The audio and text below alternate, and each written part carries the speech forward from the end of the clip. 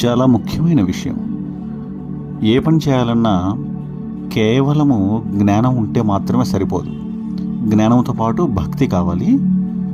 అలాగే ఏ పని చేయాలన్నా కేవలం భక్తి ఉంటే మాత్రమే సరిపోదు, జ్ఞానం కూడా కావాలన్నమాట. అలాగే నాకు జ్ఞానం ఉంది కదా, నేను ఏ పని చేయాల్సిన అవసరం లేదు అని కూడా అనుకోకూడదు. కర్మ చేస్తూనే ఉండాలి.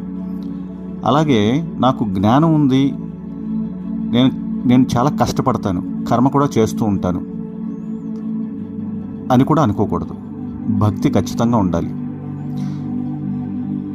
ఈ మూడిట్లో ఏది లోపించినా కూడా దాని ఫలితం అసంపూర్తిగా ఉంటుంది. పైగా లేనిపోని కొత్త కష్టాలను కూడా తెచ్చిపెడుతుంది అన్నమాట. ఖచ్చితంగా ఈ మూడు ఎప్పుడు పాటించి తీరాలి. భక్తితో జ్ఞానముతో కర్మ చేయాలి. చాలా ఉదాహరణలు చెప్పచ్చు. మీరు ఏ ఇండస్ట్రీ తీసుకున్నా ఆ ఇండస్ట్రీలో చాలా ఎగ్జాంపుల్స్ ఉన్నాయన్నమాట. ఆలోచించండి ఒకసారి.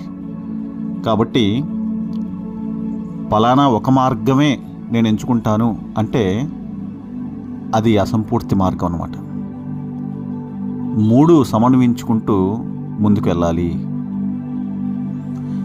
దీన్ని కొంచెం లోతుగా ఆలోచిస్తే మీకు మొత్తం అసలు సమాజంలో ఉన్నటువంటి పరిస్థితులన్నీ ఎక్కడ లోపం ఉంది అనేది మీకు సింపుల్గా అర్థమైపోతుంది.